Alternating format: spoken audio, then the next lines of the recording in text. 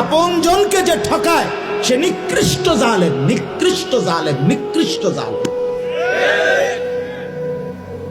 আপন স্ত্রীর মোহর যে আদায় করে না সে একদম নিম্নমানের মানুষ, একেবারে অসভ্য, একেবারে অসভ্য, একদম অসভ্য। এটা আপন স্ত্রীর মোহর যে দেয় না, আপন বোনের সম্পদ যে দেয় না, আপন ফুপুর সম্পদ যে দেয় না, আপন জনকে যে বঞ্চিত করে, বিশ্বাস করেন একেবারে নিকৃষ্ট অসভ্য লোক ছাড়ার কিচ্ছু নাই। অসভ্য মানুষ, বেহায়া লোক, বেহায়া। কত বড় বেহায়া জানেন?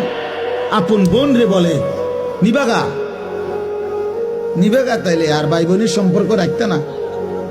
হ্যাঁ, আমি জানি না, আমরা তো এই দেশের মানুষ, আমি জানি না, আমি কি চাঁদের দেশে থাকি নাকি? নিবাগা তাইলে একবারে মানে সদ্ভুত করে নিগেবা, আর আইতা না, ভাই বোনের সম্পর্ক আর রাখতে না তাইলে? হ্যাঁ, এই 10 শতক নিবাগা। তার মানে কি বুঝাইতে চাইতেছে জালেমে?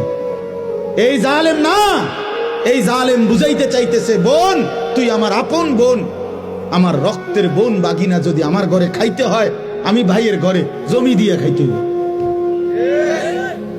কি দিয়ে খাইতে হবে? জমি দিয়ে খাইতে হবে। কিন্তু গ্রামের মানুষ যদি খাইতে হয়, আমার ঘরে জমি দেওয়ান লাগে না, এমনি খাইতে পারে। তুমি কি গ্রামের মানুষরে মেহমানদারি করাও না? কথা বলেন না কেন?